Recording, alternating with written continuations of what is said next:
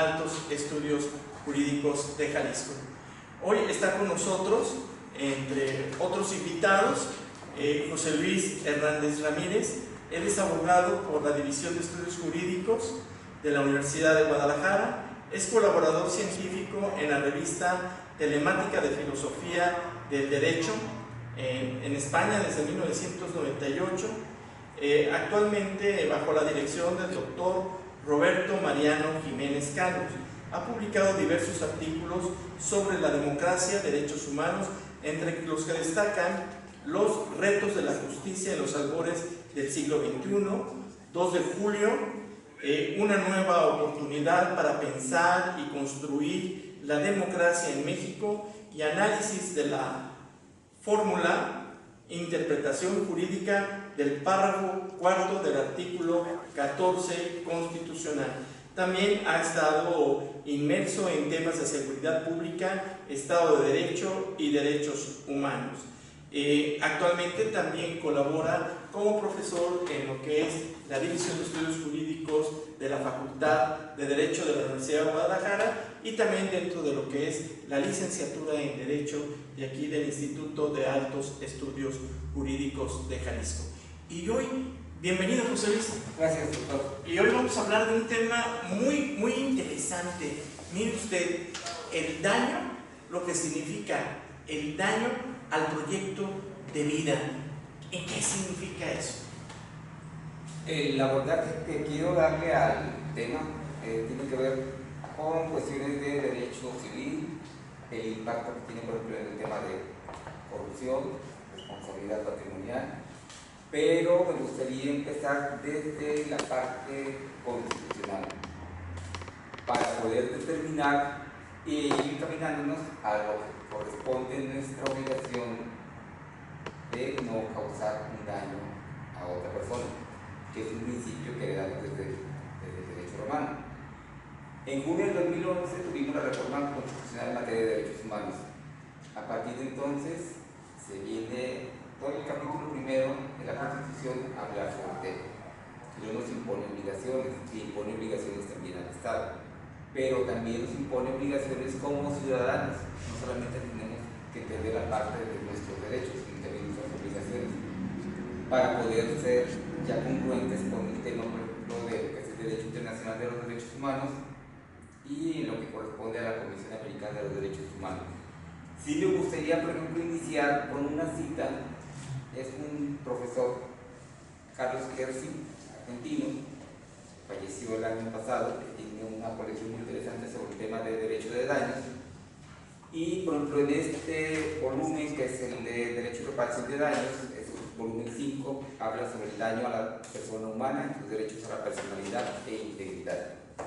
Los derechos de la personalidad, nuestro Código Civil lo recoge, tiene un capítulo dedicado a los derechos de la personalidad, que tiene que ver básicamente con el tema que vamos a desarrollar. Y, por ejemplo, cuando empieza el autor, Carlos Kersi, a desarrollar su tomo, nos empieza a involucrar, porque tenemos que entender en principio de cuentas a la persona, que es el núcleo central de lo que es el daño. Nos dice: la persona humana es un ser multifacético, histórico, político, social, individual, que se presenta como un complejo, asumiendo roles diferenciados, al que se pretende mostrar como un producto social final e integrado, pero que internamente confronta con su individualidad, pretendiendo más autonomía y libertad, buscando su dignidad e identidad. Lo social no es un azar, es una construcción política de poder y proceso de culturización de valores formales. Lo individual es la imagen que el hombre tiene de sí mismo, es rebelarse contra lo total y autoritario como inclusión, es rescatar la espiritualidad del ser y la solidaridad con el prójimo. Si damos una lectura rápida, por ejemplo, al artículo 2 de nuestra Constitución, y que lo recoge también el artículo 2 de la Constitución de la Ciudad de México, nos habla de que somos parte de una nación. Todos formamos parte de la nación y de los grupos originarios.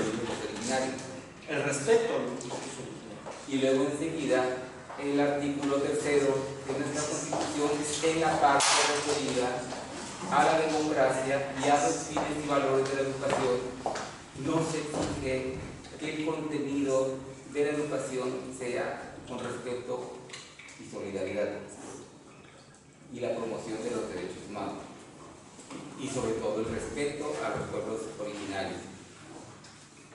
Luego enseguida tenemos que analizar entonces qué representa la recreación que nos hace el autor, o sea, la persona con una individualidad, con una dignidad y con el deseo de ser reconocido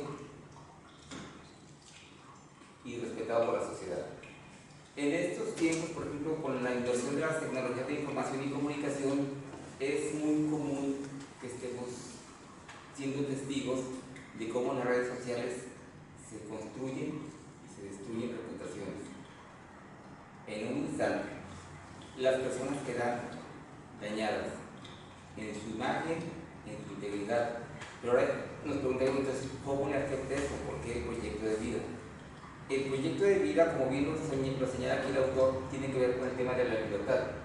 La libertad para autodeterminarse, para mostrarse ante los demás, para que los demás lo respeten en su deseo de ser proyectado. De que si elige un sistema de vida diferente al de la sociedad, no sea recriminado. Estos temas, por ejemplo, los estamos viendo ahorita con el tema del aborto, las marchas feministas, ¿sabe? Hay gente que apoya, hay gente que no apoya, hay gente que critica. Entonces tenemos que ser más solidarios con estos grupos vulnerables, porque pues, todos formamos parte de la nación, todos formamos parte del mismo grupo. Aunque todos compartamos diferentes biografías, todos coincidimos en un mismo proyecto. Esos proyectos de vida tienen implicaciones tanto en materia civil como en materia de responsabilidad patrimonial, con matices muy diferentes. Por ejemplo, aquí anticipándome a una conclusión, ya he hecho unas anotaciones de qué elementos nos van a dar para considerar esta violación al proyecto de vida.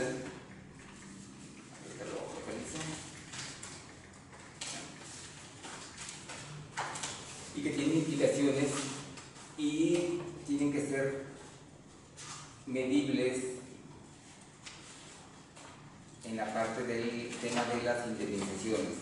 El daño al proyecto de vida no necesariamente tiene que ser indemnizable en dinero, tiene que ver con un resarcimiento. El resarcimiento integral no necesariamente es equiparable en dinero, puede ser una disculpa pública, una acción de no repetición. Involucra aquí, por ejemplo, el tema del artículo 1 constitucional en cuanto a las obligaciones de las autoridades de investigar, de prevenir y de sancionar. Pero la parte importante es cómo va a integrar el Estado esa fórmula en el daño al proyecto de vida. Cómo se van a integrar, por ejemplo, en las resoluciones de los juzgadores con las interpretaciones que ha dado, por ejemplo, la Corte Interamericana de Derechos Humanos. En materia civil tenemos todavía rezagos en el derecho de daños. El Código Civil Federal de 1928, en el tema expreso de lo que es la responsabilidad civil, no ha tenido una adecuación a la realidad. El daño se sigue considerando resarcible en dinero. Siguen considerando, por ejemplo, el daño moral como algo que solamente te interesa a ti como persona, en tus sentimientos, en tus afectos. Pero no se ha hecho una adecuación de lo que representa en la actualidad el tema del derecho de daño, de que no solamente puede ser evaluable en dinero, claro, sino que tiene que haber una medida que incluya una acción de no repetición, una acción de resarcimiento que no tiene que ser necesariamente en lo económico. Y bueno, pues ya está ya incorporado con nosotros Antonio Michel Flores García. Bienvenido, Antonio. Muchas gracias. Qué bueno que estás con nosotros. Ya un invitado pues ya muy consuetudinario en lo que es razón y justicia. Y bueno, que cuando estábamos platicando de esto del daño al proyecto de vida, que fue el motivo por el que dijimos, bueno, pues vamos a platicar, vamos a tomarnos un café y vamos a decir de qué se trata el daño al proyecto de vida, porque a mí, créanme que me llamó mucho la atención cuando me dicen el daño al proyecto de vida. Bueno, ¿cómo se vuelve eficaz el daño al proyecto de vida? Bueno, es a través de los dos mecanismos por naturaleza de reparación que tenemos en México, que es la responsabilidad civil y a través de la responsabilidad patrimonial del Estado. Y es un concepto muy interesante porque, como bien lo comenta José Luis, cómo se puede medir o cómo se puede dimensionar el daño al proyecto de cada una de las personas. Abarca no solo medidas de carácter económico, sino más allá, algunas medidas de carácter no económico. Voy a poner un ejemplo. Sin que haya un tema de discriminación de categorías sospechosas, no es lo mismo que, por ejemplo, yo ahorita pierdo una pierna a que la pierda Cristiano Ronaldo o el Chicharito, ¿no? Son dimensiones muy distintas y hay parámetros de comparación muy distintos. ¿Y cómo se hace eficaz? Bueno, se acude a los mecanismos de reparación, sea responsabilidad civil, si se trata de relaciones entre particulares, o a través de la responsabilidad patrimonial, si son relaciones Estado-gobernados. Y bueno, en las reparaciones, como tal, es un concepto que no lo vamos a encontrar en la ley. Sin embargo, sí se cataloga dentro de lo que se llama el perjuicio. El perjuicio es todas las ganancias lícitas que yo pude haber obtenido. Sin embargo, pues en la doctrina del derecho de daño nos vamos a encontrar con dos modalidades: lucro cesante y daño al proyecto de vida. El lucro cesante son como tal las ganancias reales y actuales. Vamos a poner un caso práctico. Juan Pérez gana 1 millón de pesos al año. Él sufre una negligencia médica, la podemos poner tanto en el ámbito civil como en el ámbito público. Derivado de esta negligencia médica, pues él ya no puede trabajar, a él le dan una incapacidad permanente y pues él ya no va a poder percibir esos ingresos. El lucro cesante es desde el momento en el que ocurre la negligencia médica y él ya no puede trabajar hasta que se resuelve el juicio. Vamos a poner que un juicio tarda 3 años, entonces estamos hablando que el responsable tiene que pagar 3 millones de pesos. El daño al proyecto de vida va más allá, es desde el momento en el que se realizó el pago, toda la expectativa que yo tenía para generar esos ingresos. Si él tenía, por ejemplo, 20 años de edad cuando ocurre el deceso, bueno, la esperanza promedio en México son 75 años. A esos 75 años les voy a restar los 20 que ya tenía Juan Pérez, y pues el remanente lo voy a multiplicar por lo que él ganaba anualmente. Esa es la reparación al daño al proyecto de vida, pero esa es solo la reparación económica, porque qué tal que él, por ejemplo, en el caso Mayan Palas, era un prometedor en el área que él se dedicara, el próximo Cristiano Ronaldo, hablando de futbolistas, el próximo Ignacio Burgoa, el próximo Elon Musk, que en todo este tema tecnológico. ¿Cómo se cuantifica o se puede evaluar todas estas cuestiones intangibles? Eso nos corresponde a nosotros como abogados. Hay que aportar todos los elementos de prueba necesarios para acreditar esa relación o esos ingresos que él pudo obtener. Claro, pero en esta idea del proyecto de vida, ¿qué tiene que ver la cuestión cuando te pueden dañar en el honor? También en el ámbito moral. Vuelvo a lo mismo, en el ejemplo de que sea el próximo profesionista en cualquier materia. Por una parte está lo que él iba a percibir económicamente, pero por otra parte, a mí me gusta conducir, por ejemplo, pero no es la misma pasión que yo tengo a la que tiene el Checo Pérez. ¿Qué tal si esa era su mayor realización de su vida? ¿Cómo se evalúa eso intangible, esa emoción, ese precio, daño en lo que se denomina como precio del dolor?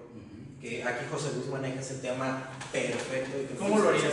sí, de hecho, el precio del dolor en el campo del derecho administrativo es muy difícil de hacer una estimación. Y en el campo del derecho internacional de los derechos humanos, lo manejaste algo muy importante, que en la Corte Interamericana de Derechos Humanos no lo hablan tanto así de lucros cesantes, sino lo hablan, ellos lo manifiestan como daño inmaterial. Es decir, toda la parte procesal que te estuvo causando atrasos por plazos, por una interpretación errónea de la ley, o porque se estuvieron presentando recursos que no te permitieron llegar a una sentencia parece que accediera a tus expectativas, todo ese plazo que dejaste tú como Estado de cumplir y que le causaste un perjuicio al particular, te coloca en el derecho internacional de derechos de daños en responsabilidad internacional. Esa parte puede ser estimable en dinero. En el caso de la Corte Interamericana de Derechos Humanos está, por ejemplo, el caso de los niños de Guatemala, una sentencia donde el ejército entra a un poblado en Guatemala, mata a varios niños, y en ese tiempo estaba en la Corte Interamericana el doctor Antonio Augusto Cancado Trindade, que era presidente. Las resoluciones que él toma para determinar el daño a los proyectos de vida tienen que ver, en el caso del asesinato de los niños en Guatemala, con que ellos eran cabeza de familia. Ellos eran los que aportaban, eran donde sus mamás o sus abuelas estaban siempre esperando el aporte económico, porque muchos de ellos no tenían ya papá. Y por la forma en que entró, por ejemplo, el ejército, los aniquilan, no escuchan a las víctimas, pasa el tiempo hasta que llega el asunto a la Corte Interamericana, y lo que hace este juez, Cancado Trindade, es que él escucha de viva voz a las víctimas para recrearse cuál es el sentimiento, cuál es la afectación, cuál es el dolor.